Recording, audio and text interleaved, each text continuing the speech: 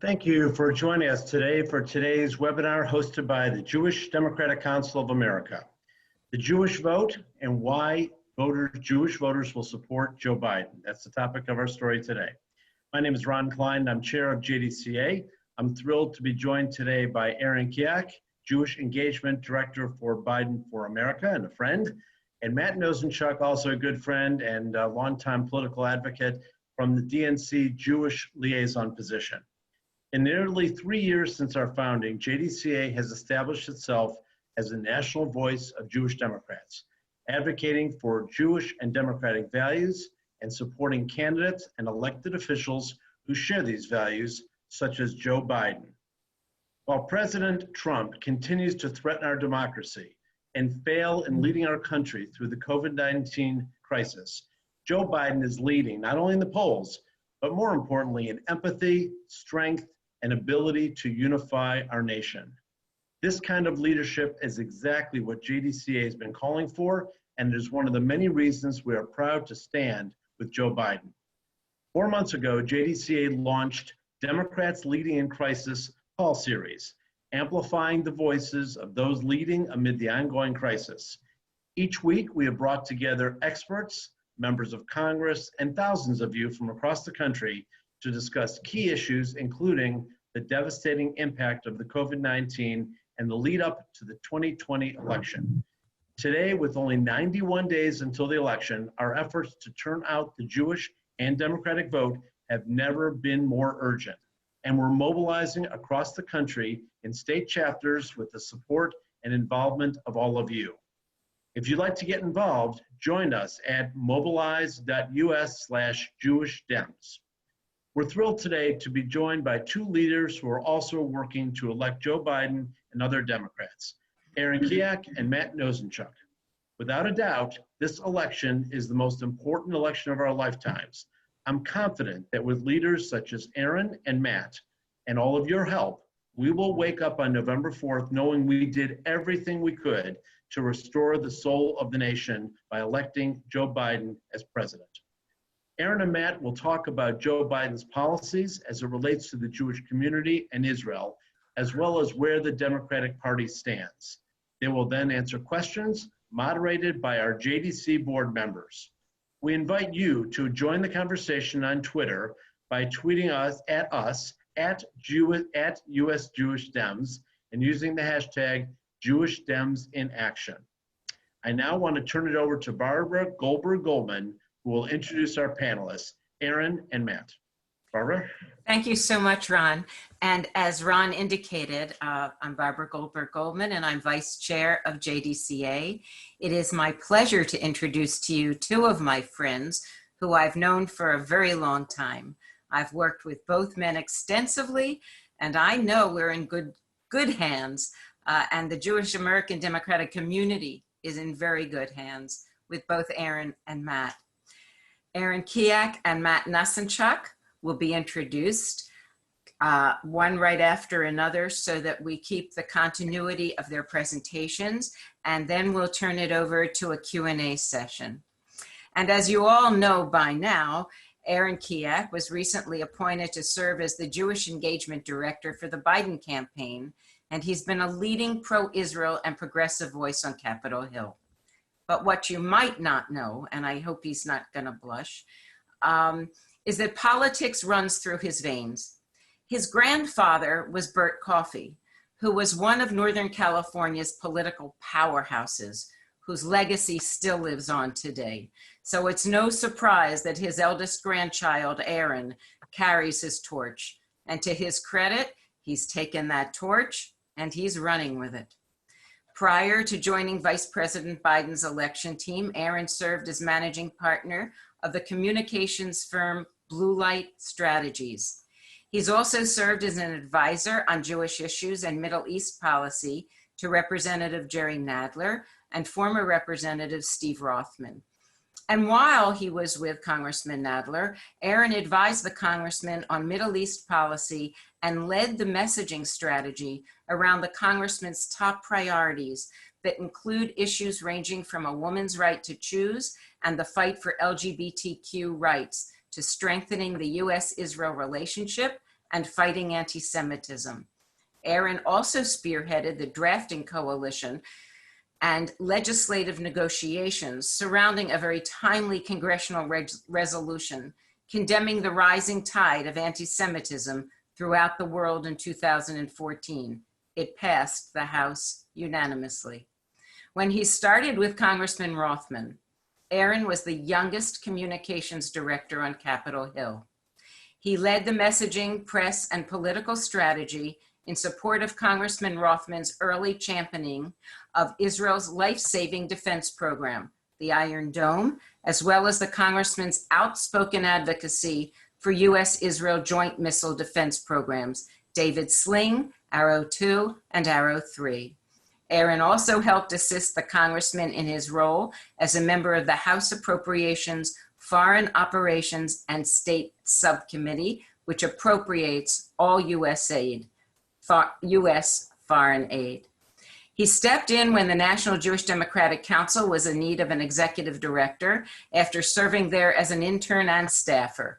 The Hill recognized him as one of the top political pundits on Twitter, and JTA named him as a leader in steering conversation about Jewish life on Twitter. He does give Twitter tutorials, I think, on the side. Aaron received his bachelor's degree with honors from Washington University in St. Louis and is a Truman National Security Project Scholar, trained in defense, foreign policy, and national security issues. So Aaron, thank you for joining us. Currently, Matt Nosanchuk serves as the Democratic National Committee's Jewish liaison and previously served as President Obama's White House Associate of Public Engagement, serving as liaison to the Jewish community and as senior counselor to Assistant Attorney General Tom Perez at the time. Matt also is an experienced attorney who held multiple senior roles in the Obama administration from 2009 through 2017. He served at the White House as President Obama's liaison to the American Jewish community and on the National Security Council staff. Matt worked at the Department of State in the Secretary's Office of Religion and Global Affairs, the Department of Homeland Security in the Office of the General Counsel, and the Department of Justice in the Civil Rights Division. As an Obama administration appointee, Matt worked on a wide range of domestic and international issues at the intersection of policy, politics, law, strategic communications, oversight, and public engagement. The highlights of his service included his work at DOJ, DHS to advance LGBTQ civil rights, including marriage equality, which was a centerpiece of President Obama's legacy, and his role at the White House and State, working to secure support for the nuclear agreement with Iran, one of President Obama's signature foreign policy accomplishments. Matt also worked at the Justice Department during President Clinton's second term, in the Senate as counsel to Senator Bill Nelson, in the House of Representatives as counsel to Ranking Member John Conyers, on the House Judiciary Committee as a law clerk, on the United States Court of Appeals for the Seventh Circuit in Chicago, and at the ACLU of Illinois as a Skadden Fellow, and on numerous political campaigns, including the staff of the 2008 Obama campaign. Matt has taught and is as an adjunct professor of law at Georgetown University Law. Over the course of his career, he has had extensive media and op-ed experience. He's been published in numerous national news outlets. His work has also appeared in essay collections and scholarly journals. For his work on LGBTQ issues at the Justice Department, Matt received the Attorney General's Distinguished Service Award and the American Bar Association's inaugural Stonewall Award. He is originally from Detroit and attended college and law school at Stanford, where he was a Truman Scholar. You can see what kind of hands we are in, and we are very fortunate indeed with both Aaron and Matt. So Aaron, I'm turning it over to you now. Thanks, Barbara. That was a very sweet introduction. Thank you, to Haley, and to Ron and the rest of the JDCA board. I know we're going to get into some of the specifics later on. But first, I just wanted to greet you as one should today. Yo, Semite, as our illustrious president might say. So the truth is that Joe Biden's pitch to the Jewish community is not that different than his pitch to all Americans. He decided to run for president in the end because of what he saw happen in Charlottesville. As Jews, we were all scared when we saw white supremacists and Nazis and other racists march with tiki torches chanting, "Jews will not replace us." But that's happened before. Jew hatred is has as long a history as the Jewish people.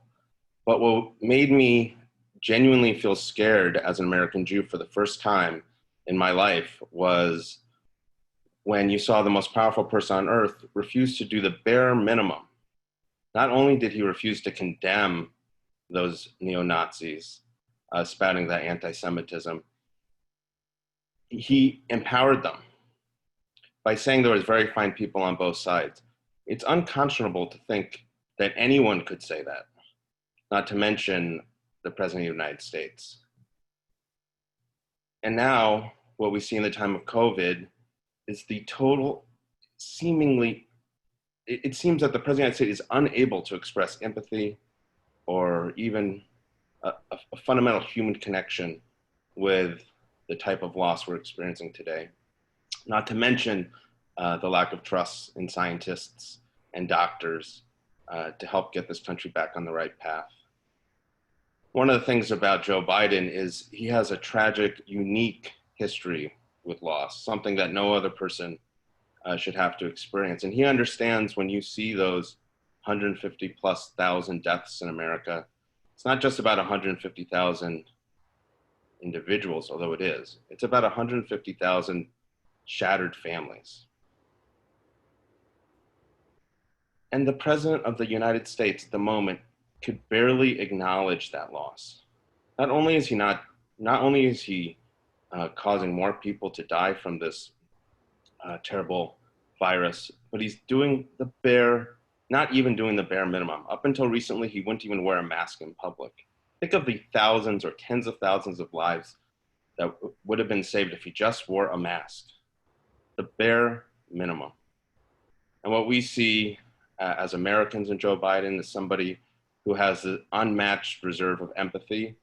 What we see specifically in the Jewish community when we hear stories of him sitting in a shiva with a longtime supporter of his, although, modest, you get that as you do in a shiva, you sit there with the loss. It's not about saying the right thing. It's about being present and being supportive. And what we see in Joe Biden, and we see it play out in this COVID campaign, when you see the split screen of Joe Biden and Donald Trump, you see two men, and one could not be less fit to lead this country, especially during these trying times. And Donald Trump talks about getting the economy back on track. But first, we have to save American lives. What's going to help with COVID is going to get our economy back on track. Sorry to start on such a low note, but that's really what's at stake in this election. American lives and our American values are on the ballot November 3rd, and we couldn't have a better candidate for these particular times. Just quickly, if you do want to get involved in the Jewish Americans for Biden effort, if you could just text JFB, so Jews for Biden, just those three letters, JFB to 30330. So JFB to 30330. Technology is amazing these days. That'll get you right onto our list. And then if you go on the web, go to joebiden.com/coalitions with an S, joebiden.com/coalitions with an S. And I very much look forward to working with you all as we continue the sprint to Election Day and hearing whatever questions you might have.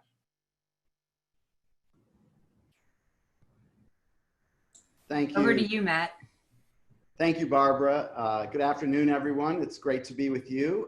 Thank you, Barbara, for the generous introduction. You've been a great friend ever since I showed up at the White House in July of 2013 to begin serving there. And that began this long journey of work in the Jewish community on behalf of President Obama, and then on issues of importance to our community that has endured ever since up through today. And I want to thank Haley, Haley and I go back even further to the 2008 Obama campaign, where we basically shared an office on Arthur Godfrey Boulevard in South Beach. And Haley was organizing the Jewish community in Florida, an important constituency, obviously, and I was organizing the LGBTQ community there. It was also an important constituency. So our paths have crisscrossed ever since then. And Ron, thank you for having me here today as well. So I guess what I want to say, because I know we're going to get into some of the issues in a few minutes that I think are on your minds. But just to talk a little bit personally about, what this election means. I mean, I think we all recognize that, as we've said in the past, this is the most important election of our lifetime. And I remember every single presidential campaign that I've been engaged with since I was a kid, people saying this is the most important election of our lifetime. But this one really is the most important election of our lifetime because, not only is Donald Trump on the ballot and Joe Biden, this is a challenger, but our very democracy, our way of life, I feel our values are on the ballot. And for me, becoming involved in policy and working on campaigns and working as an appointee in the Obama administration, it has been, all of those roles I have held have been an expression of my values, and my values have as an important component my values as a Jew. I mean, I grew up, as Barbara mentioned, in the Detroit area, and hopefully there's some folks on here from there, but the Detroit Jewish community has always had a very active and engaged Jewish community, engaged in public life, engaged in policy. My first job ever, in fact, was a summer internship with Senator Carl Levin from Michigan. And so, if I needed role models for how to be in public service, I didn't have to look very far. I mean, there were people elected to office like him and his brother, Senator Levin, but there also were so many important and prominent community leaders. In fact, I think the first person to ever have the Jewish liaison position in a White House happened to be from the other party, but it was Max Fisher, who was from Detroit, and apparently he had a parking spot on West Executive Avenue between the Eisenhower Building and the White House, which is a benefit that did not translate down to me by the time I arrived there. But the fact is that when I arrived, my values and my priorities were being expressed by this administration. And I felt that in working for the Obama administration, I was aligning with the president and administration and officials and colleagues who shared my values, whether they were values around ensuring access to affordable health care, an issue that's still very much on the minds of people today, or in increasing racial equality, or in promoting a engaged and respected foreign policy around the world. And of course, when it comes to the American Jewish community, strongly supporting our ally Israel and advocating for a two-state solution to the Israeli-Palestinian conflict. So there were so many issues on which we were, I felt aligned with this president and administration with which I was working. And, I felt that he was someone who very much identified with and got the community from which I came and shared our priorities. Specifically, though, I had the opportunity, one of my first responsibilities there was at the White House was to help further an initiative that was actually originating from within the Office of the Vice President, and that was to support Holocaust survivors in need. It was becoming, it was very clear then, and it's still clear now, even though there are far fewer survivors still alive, that there are survivors living today who are living below the poverty line, who lack access to basic services like transportation or access to health care, and are living alone and isolated. And you know, the fact that that no one is that they're not being taken care of. They may not have friends and family to support them. This was something that was of concern to me. And it was of great concern to the vice president. So we worked together to develop this initiative that he ultimately announced at the 100th anniversary celebration for the American Jewish Joint Distribution Committee to start a Holocaust survivor assistance program that included a special envoy who worked at the Department of Health and Human Services that designated money that was coordinated with the Jewish Federation of North America to provide some additional support to survivors, to really take care of and recognize that this is a community that we care about and we need to help, and that no one who's gone through what survivors have gone through should you know, have to live with this kind of need and with this kind of deprivation at any point in their life, and certainly in these years in the twilight of their lives. So that was very meaningful, and it was meaningful that he was doing it, and he believed in it and cared about it deeply. You know, I don't know if you've heard people say Joe Biden is a mensch, but he truly is, and you see it in his personal interactions. And I was very fortunate in having worked in the Obama White House that anytime he was doing something with the Jewish community, I was also on tap to support him. So in addition to that, you know, he was the first vice president to have a sukkah in his at his residence because his annual Jewish community reception was held during Sukkot the first year I was there, and we had this idea, this crazy idea, let's have a sukkah on the vice president's property around his pool. And so, you know, that was easier said than done, and there were lots of hoops and lots of hurdles, but we had some allies within the Jewish community, including, you know, Rabbi Levi Shem Tov, who helped me. I knew, you know, we got it done. We got the wood and we got it built, and we had a beautiful sukkah that people who attended the reception, who, you know, observed Sukkot, were able to eat and enjoy the reception. And also we had kids decorating it, and we had the Bidens going in it and visiting it and talking about it and recognizing the significance of this holiday. So that was a, you know, a very important symbolic event.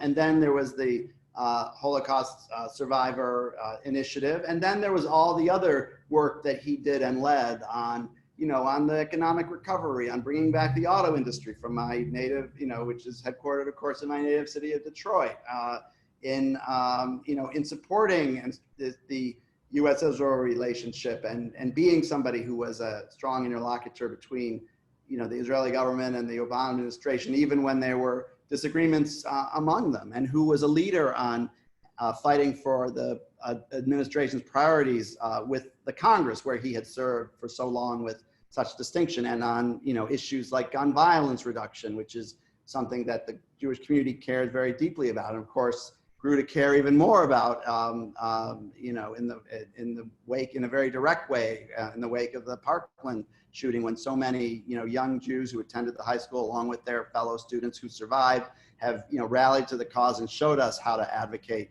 strongly and unyieldingly on behalf of an important issue. So, you know, for me, in so many ways, we have in our candidate for president, and undoubtedly in whomever he selects to be his running mate, whomever she is, and in the administration that he will build, someone who will restore the values and address the concerns of our community. And finally, just on the issue of anti-Semitism, you know, this is an issue that unfortunately we have seen increase in its prominence and profile, and, you know, there are reasons for that, which we will discuss. But when I was, you know, in the White House, I remember very distinctly after, it's even hard to remember which of the many anti-Semitic events or shootings occurred, which it was, but I remember going to Adas Israel congregation in Washington with him when he joined the Jewish community at a community vigil after it might have been the Paris shootings. But unfortunately, there were many, and there are even more now, given the climate in which we're living. But here's somebody who, you know, understands our community, who has many relationships and long history with our community on a very personal and professional level, and who will be somebody who is a champion for us when he is serving in the White House with his administration. So with that, I will stop, and I look forward to your questions.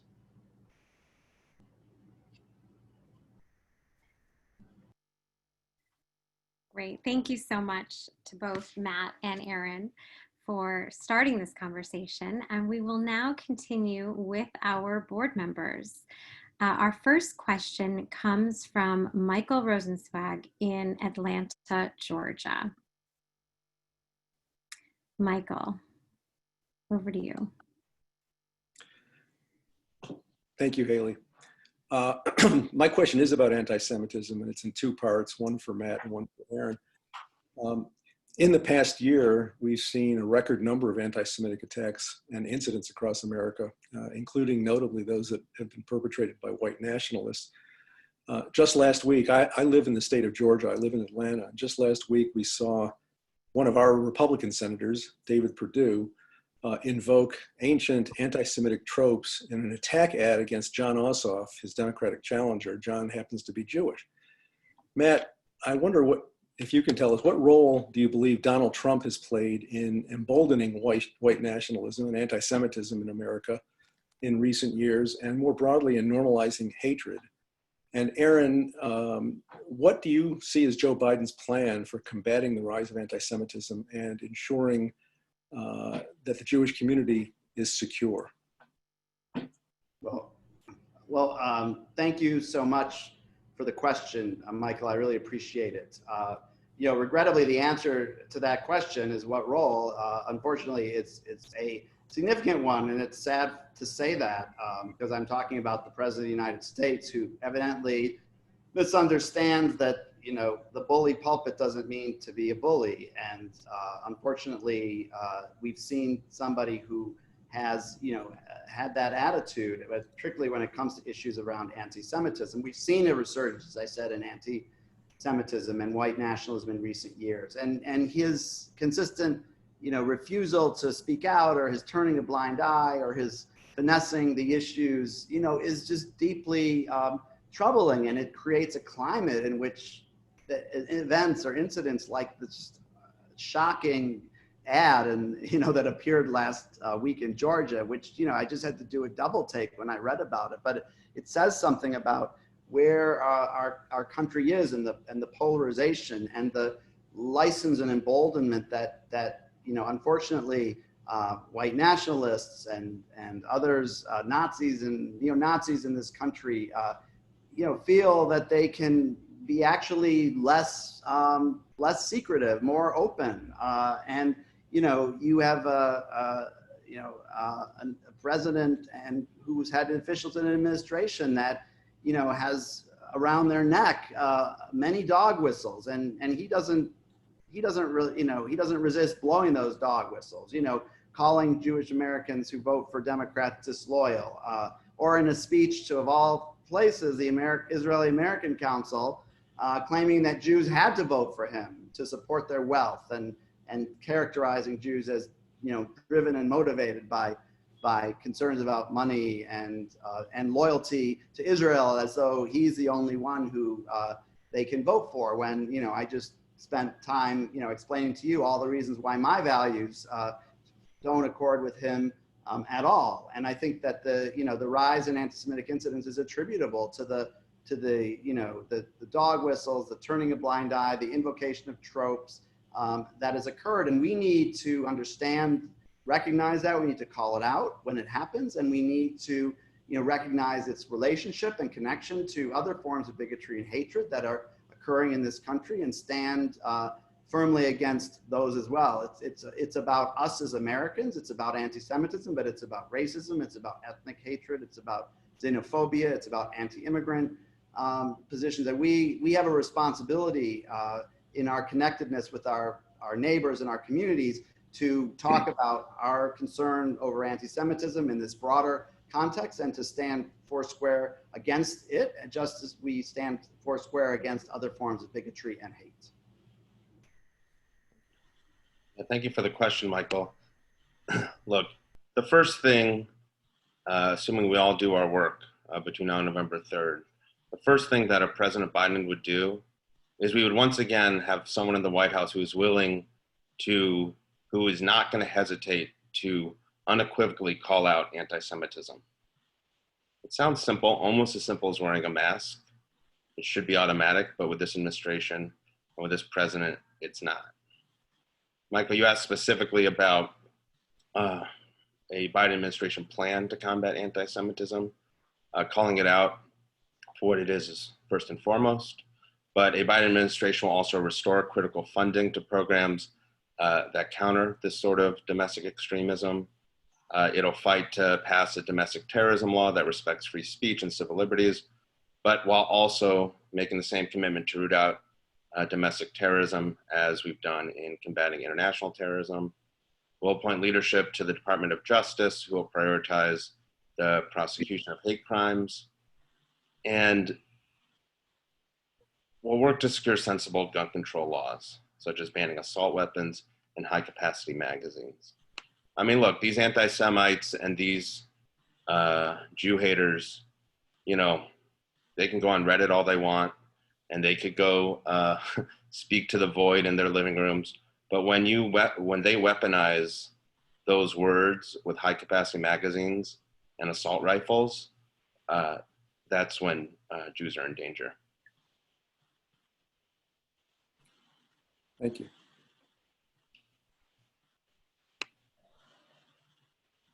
Great, thank you both for that. Our next question comes from Dee Dee Feinberg in Bethesda, Maryland. Dee Dee. Thank you, Haley. The current U.S.-Israel Memorandum of Understanding was negotiated by President Obama and Vice President Biden in 2016. It provides Israel with $3.8 billion a year for the next 10 years. JDCA supports the Memorandum of Understanding and rejects any cutting or conditioning of aid. We also oppose unilateral measures, including Israeli annexation of parts of the West Bank. Aaron, what is Joe Biden's position with regard to aid? And Matt, where does the Democratic Party stand on supporting aid to Israel? Thanks, Dee Dee.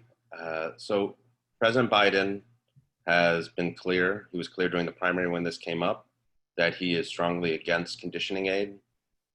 He's proud of the role he played in negotiating the $38 billion 10-year memorandum of understanding. That's the largest aid package ever agreed to by the United States. He is also against unilateral actions by either side, very much including annexation that undermines the two-state solution. And, you know, I hear some folks say, well, it's obvious to be for Iron Dome and Arrow 2 and Arrow 3 and David Sling, who would be against these life-saving programs. But Obama's predecessor, he was frosty to the Iron Dome technology. Our friends on the right should look it up. It's because of Obama's leadership and his commitment to get it done, as Congressman Steve Israel wrote in a recent op-ed in The Hill, to get it done and call for over $200 million in aid for Iron Dome specifically. This is not automatic, this is leadership.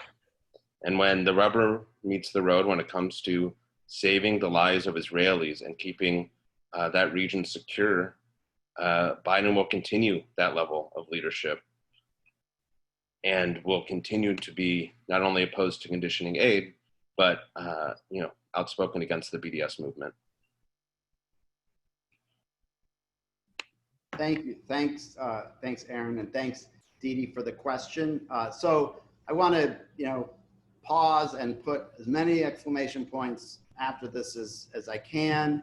The Democratic Party remains steadfastly supportive of the U.S. relationship, and any reports to the contrary are over-exaggerated, and inaccurate. And I think the best evidence, well, there's lots of evidence of it, but we have extremely strong evidence of that from what happened last week in the platform committee of the Democratic Party. As you know, every 4 years, the political parties review and create a platform. And these are the positions of the Democratic Party, reflecting the positions also of the party's nominee. And you needn't look no further than the Democratic Party platform and the Republican Party platform to see the difference. The Republican Party platform is basically exactly what they did in 2016, like verbatim, which includes opposition, by the way, to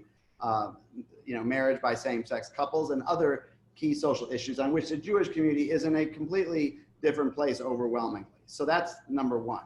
Number two, when it comes to Israel, and if, some of you may recall that this can become has been in the past a controversial issue, but the Democratic Party platform of 2020 is a reflection of the consensus view within the Democratic Party that restates support for U.S.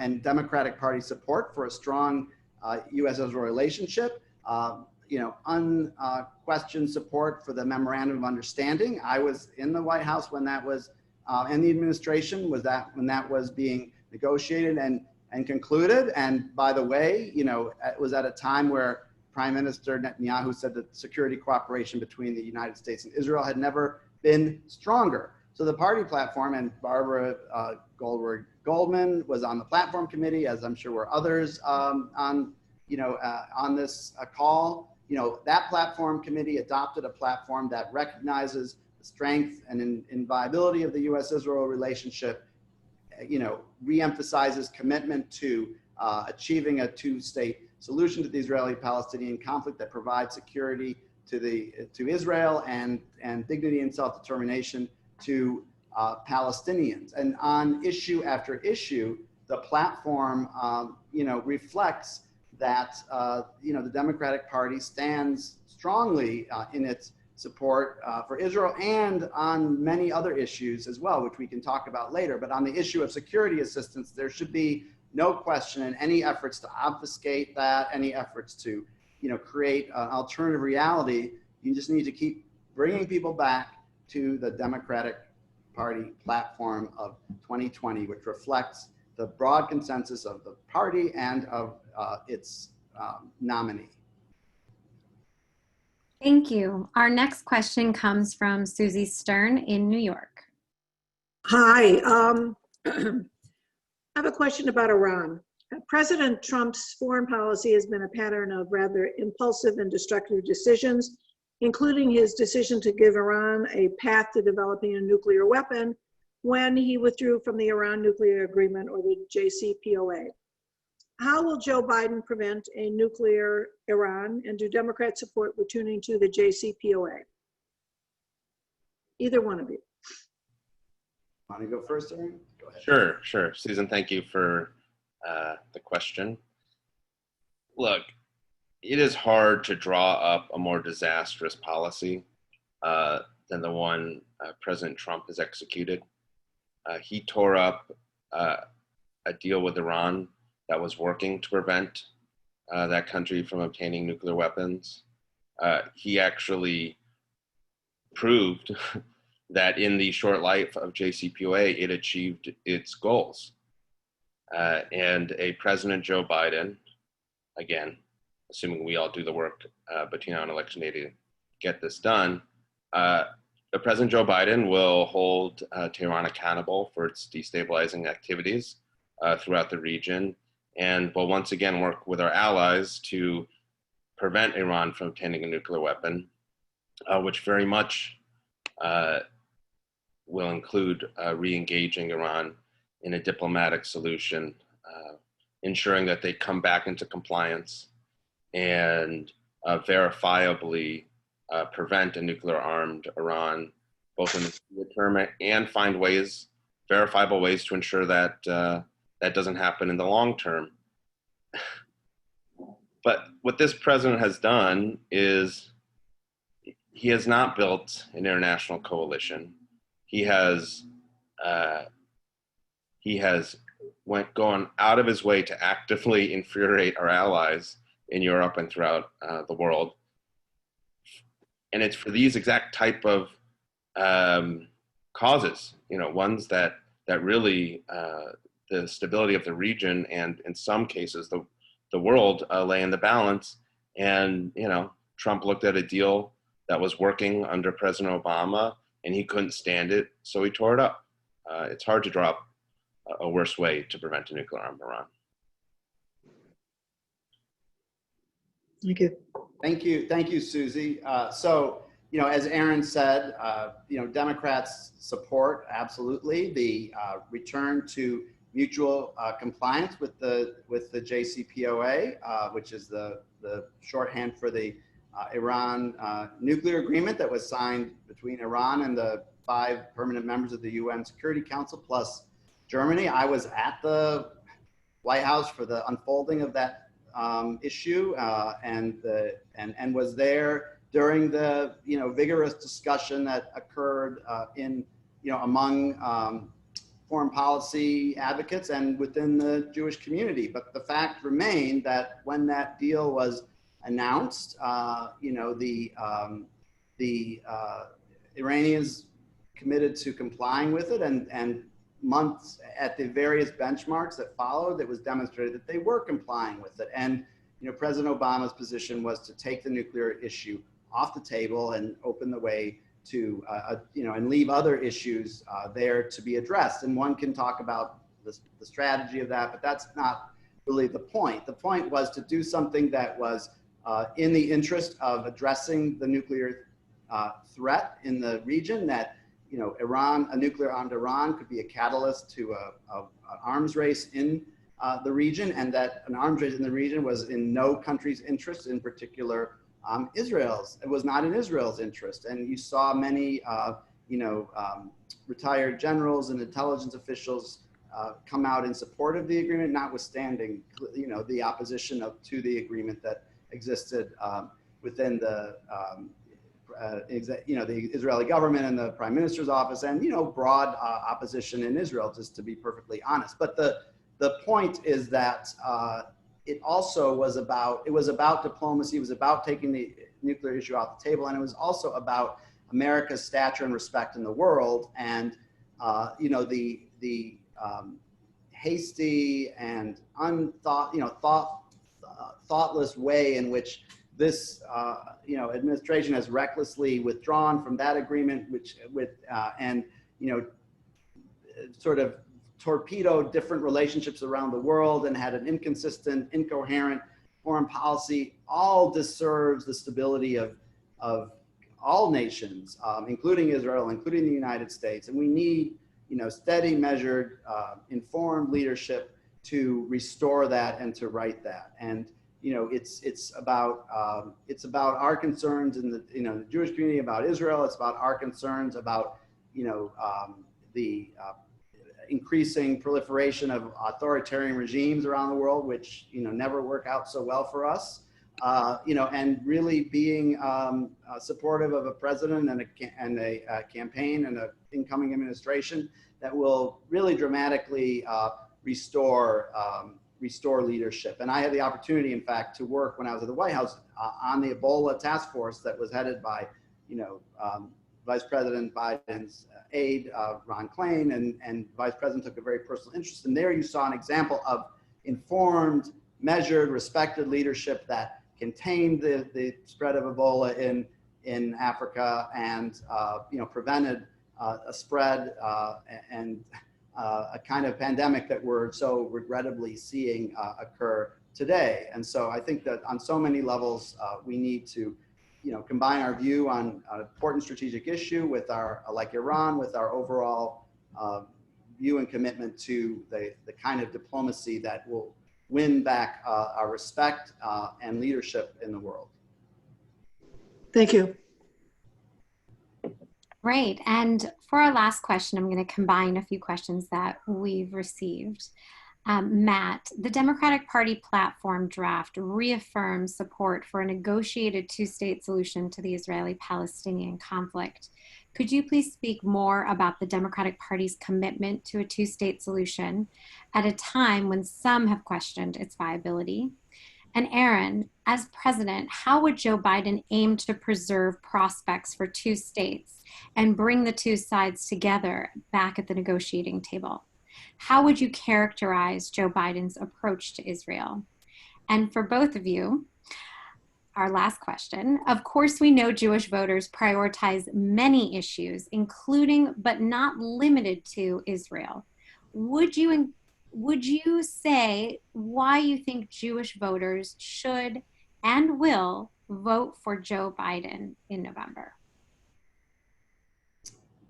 I can take that first. So on the issue of the two-state solution, look, this has been the longstanding commitment of, presidents and their administrations, going back several decades. And it's clear that,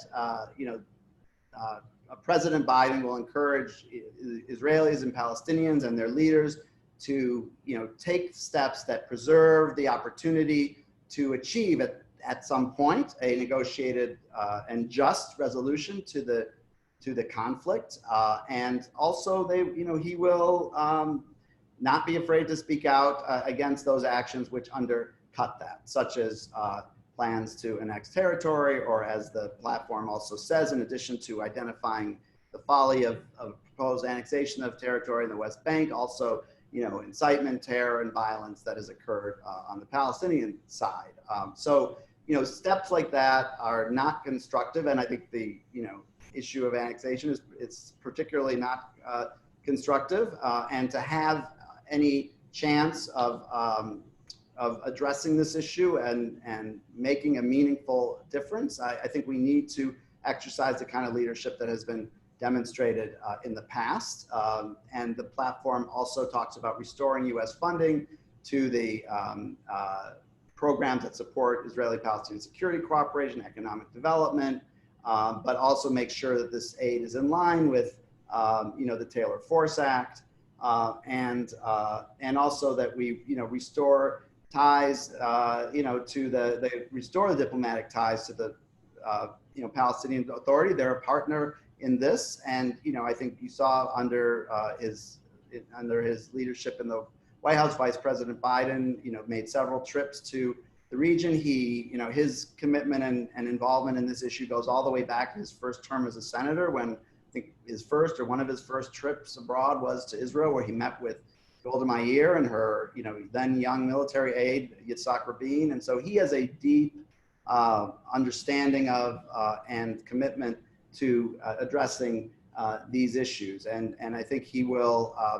be a leader who will stand up for the U.S.-Israel relationship, who will stand against, efforts to attack and delegitimize Israel.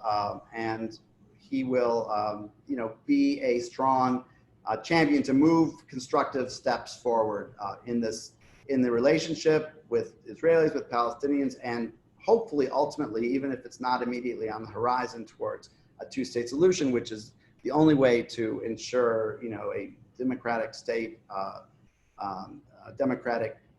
for the Jews, and a self-determination for Palestinians. Two peoples living side by side. Hopefully, one day in our lifetime, maybe not immediately, but one day in peace and dignity. So, just to answer Haley's last question about the importance of this election and the importance of American Jewish voters. I mean, look, as I said at the beginning of my remarks, there is no question that this is the most important election of our lifetime, and all the issues that we care about. And, the polling and the JDCA has done terrific work in this regard.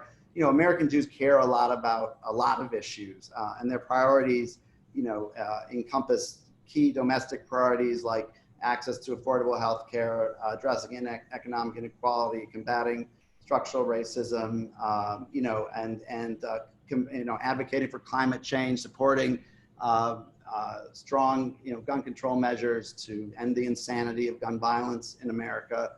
And yes, too, also support for Israel and a strong U.S.-Israel relationship, and our support for that alliance, and for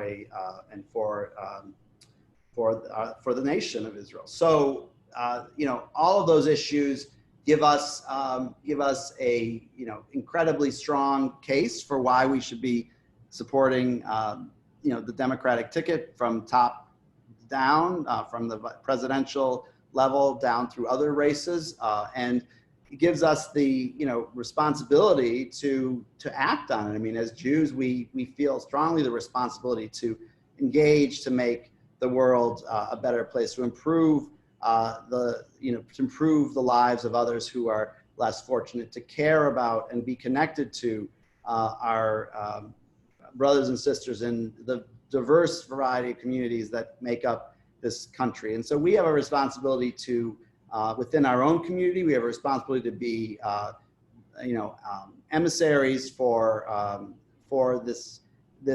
these issues and for this campaign to stand up strongly in support of the democratic process and ensure that everyone who goes to the poll to vote or who exercises their franchise well in advance of going to the polls by mail-in ballot or early voting, we have to make sure that those opportunities are broadly available, that they remain secure, that we push back on efforts to create fake issues around voter fraud to obstruct and frustrate voting. I worked in the Civil Rights Division of the Justice Department, and we used to say we want to work to ensure that everyone has the right and ability to vote, who's entitled to vote, and that they have their vote counted. And that's an issue and a priority that we all can commit to, regardless of our position on specific issues, to the extent we even disagree on them. But I think there is, an organization like JDCA underscores this, there is broad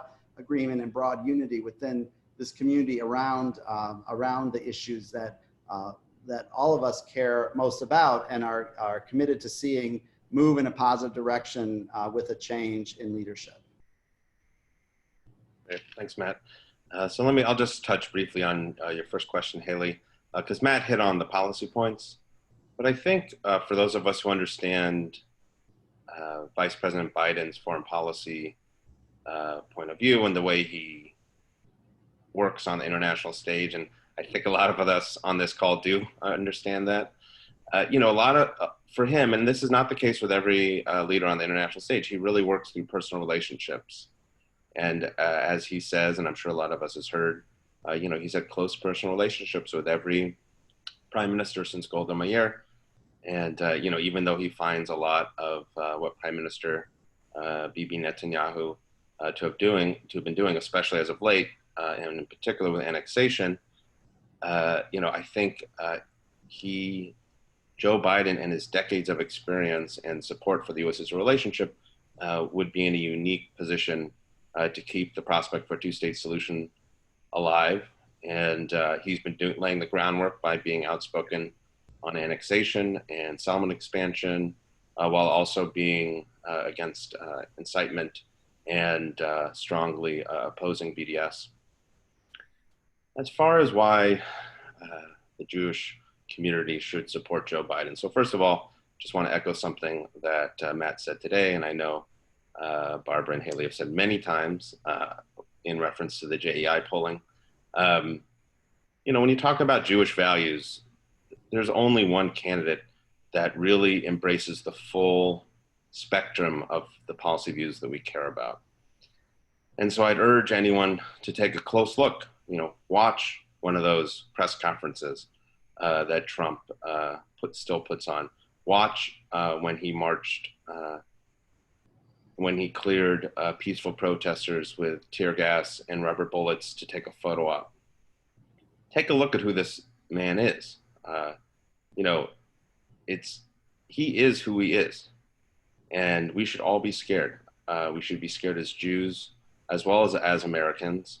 For the first time in a long time, we're talking about a candidate who emboldens anti-Semites and refuses to speak out against neo-Nazis. We're talking about, over the past few years, a rise in anti-Semitic attacks, and we need a president of the United States to return our country to a sense of normalcy and to bring us through COVID in a competent and empathetic way.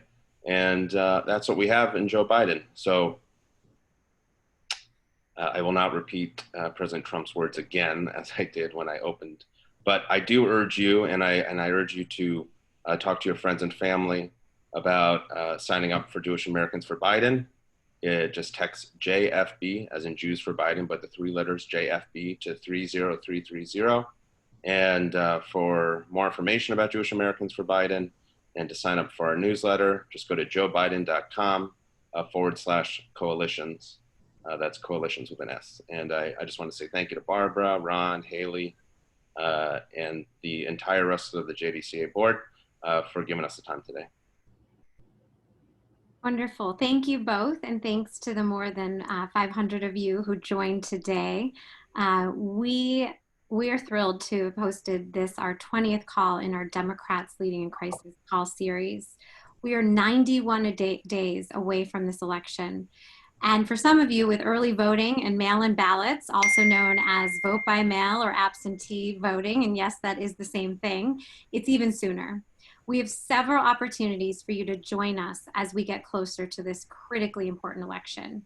Tonight and tomorrow, we will be leading our weekly JDCA phone banks around the country from 5:30 to 8:30. This is every Tuesday and Wednesday. You can find out more and sign up on our website.